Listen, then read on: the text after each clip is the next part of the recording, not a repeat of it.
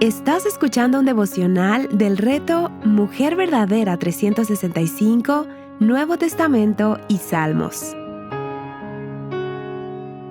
Día 12. Mateo capítulo 8. Escrito por Débora Cázares de Rivera, leído por Margarita Hinojosa. En Mateo 8 comenzamos a ver a Jesús en acción después de haber tomado tiempo para enseñar el Sermón del Monte. Este capítulo inicia una sección donde Mateo agrupa varios milagros, no tanto en orden cronológico, sino con el propósito de mostrarnos algo muy claro.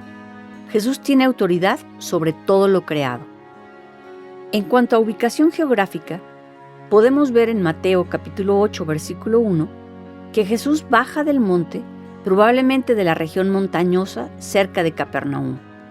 La mayoría de los eventos de Mateo 8 se desarrollan en la región de Galilea, alrededor del mar de Galilea, lo que también conecta con su ministerio entre judíos y gentiles. La intención de Mateo es mostrar una idea de la identidad de Jesús. Quiere enseñarnos y convencernos de quién es Él. Por lo tanto, nos está dando detalles acerca de su vida, lo que hizo, las palabras que usaba al responder a otros, los lugares que concurría, etc. Aunque pareciera que estos milagros suceden uno detrás del otro, Mateo probablemente los está organizando temáticamente. Quisiera que notemos dos cosas en particular. Número 1, las personas que buscan o se relacionan de alguna manera con Jesús. Un leproso en Mateo 8:2, un centurión en Mateo 8:5, endemoniados y enfermos en Mateo 8:16, un escriba en Mateo 8:19, más endemoniados en Mateo 8:28. ¿Notas el tipo de personas que le buscan? Vemos que en su mayoría son enfermos, endemoniados y gentiles. Es importante notar el tipo de personas que le buscaron, porque vemos que no le seguían necesariamente personas importantes o de renombre, sino aquellos que se dieron cuenta de que tenían una necesidad y Jesús podía ayudarlos. Número 2, la autoridad de Jesús. Te invito a tener tu Biblia abierta y revisar las siguientes citas. Jesús tiene autoridad sobre la enfermedad. Mateo 8, versículo 3, 13 y 15. Jesús tiene autoridad sobre la naturaleza. Mateo 8:26. Jesús tiene autoridad sobre potestades y aún ellos reconocen su autoridad. Mateo 8:29 y 32. Reconocer la autoridad de Jesús es algo sumamente importante. Cuando entendemos y conocemos su poder y autoridad, realmente nuestra forma de vivir el día a día es transformada. Ya no vivimos en nuestras fuerzas, queriendo controlar cada detalle, pues sabemos que Dios reina y que todo cuanto Él quiere lo hace. Curación de un leproso. Después de que Cristo terminó de enseñar el Sermón del Monte, mucha gente comenzó a seguirlo. Mateo nos dice que eran grandes multitudes. Entre ellos vino un leproso, que seguramente, habiendo escuchado y creído en Cristo como el Hijo de Dios, vino a Él y postrándose, declaró su petición: Señor, reconociendo así quién Él era. Si quieres, puedes limpiarme, afirmando que era Cristo quien tenía el poder y libertad de sanarlo o no. Mateo, al relatar la respuesta de Jesús ante la petición del leproso, se asegura de no pasar por alto la acción de Jesús, que extendió la mano y lo tocó. ¿Por qué esto era trascendente? Recordemos lo que decía la ley de Moisés. En Levítico capítulo 13, versículos 45 y 46 nos dice: En cuanto al leproso que tenga la infección, sus vestidos estarán rasgados, el cabello de su cabeza estará descubierto, se cubrirá el bozo y gritará: Inmundo, inmundo. Permanecerá inmundo todos los días que tenga la infección. Es inmundo. Vivirá solo. Su morada estará fuera del campamento. El hecho de que un leproso tocara a alguien limpio hacía inmundo al limpio. El leproso lo sabía. Por ello, al encontrarse con Cristo, no lo tocó. Solo se postró delante de él y expresó su petición. En cambio, Cristo, el santo y limpio, unigénito Hijo de Dios, sabía que tenía autoridad sobre toda enfermedad y que él no podía ser manchado por la impureza del leproso. Antes bien, podía hacerlo tan limpio como él.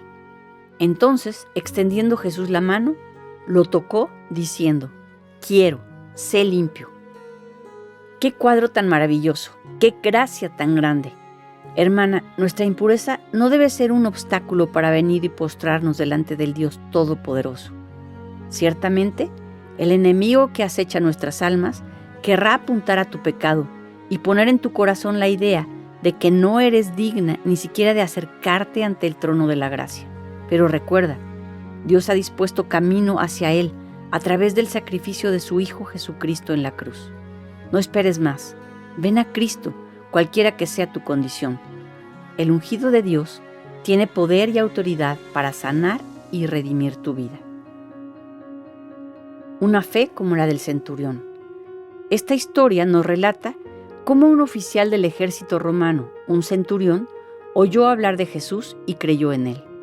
El centurión no conocía a Cristo, solo oyó hablar de él. Lo que el centurión oyó le hizo entender que él no era digno de presentarse delante de Cristo.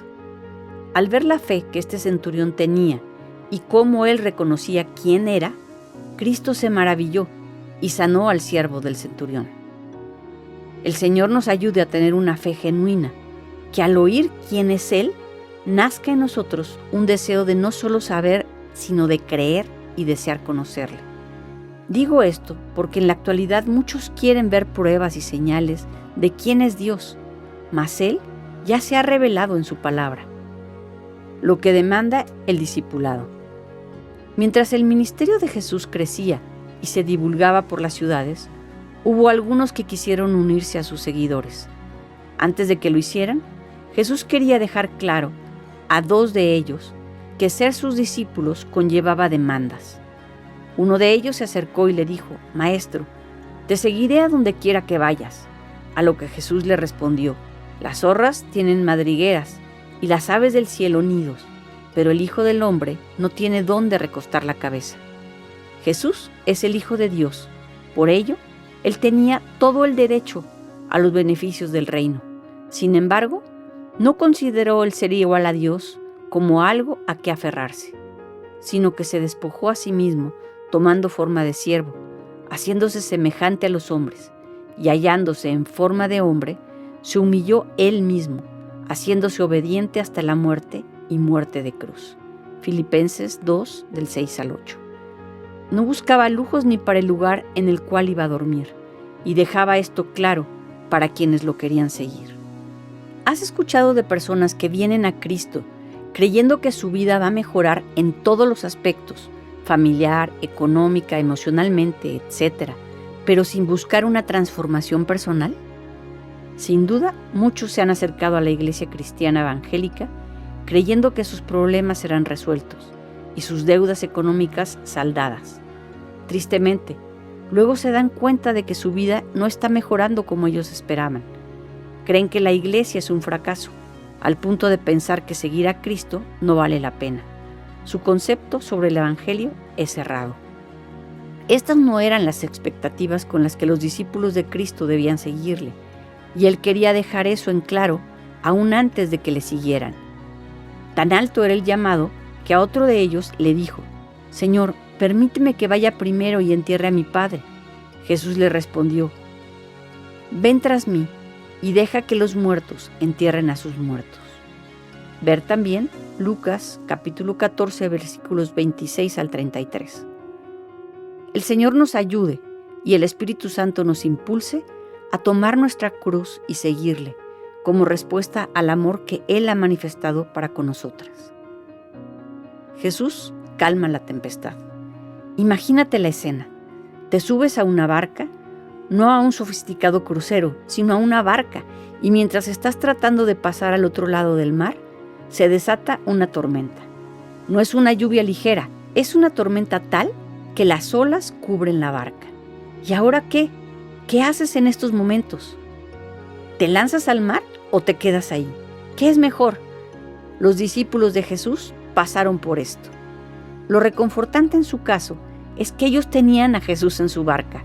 Aún así, su reacción no fue la mejor. Resulta que mientras toda esta tormenta ocurría, Jesús estaba durmiendo. Así que cuando los discípulos se dan cuenta de que Jesús duerme, van a despertarlo. Y lo primero que Jesús escuchó de ellos fue: Señor, sálvanos, que perecemos. Jesús entonces se levanta y les dice: ¿por qué tienen miedo, hombres de poca fe? Seguido de eso, se levantó y ordenó al viento y al mar que se calmaran. Ante este acontecimiento, ellos se decían entre sí: ¿quién es este que aún los vientos y el mar le obedecen? Y con esta pregunta final que se hacen los discípulos, podemos destacar el punto de este pasaje.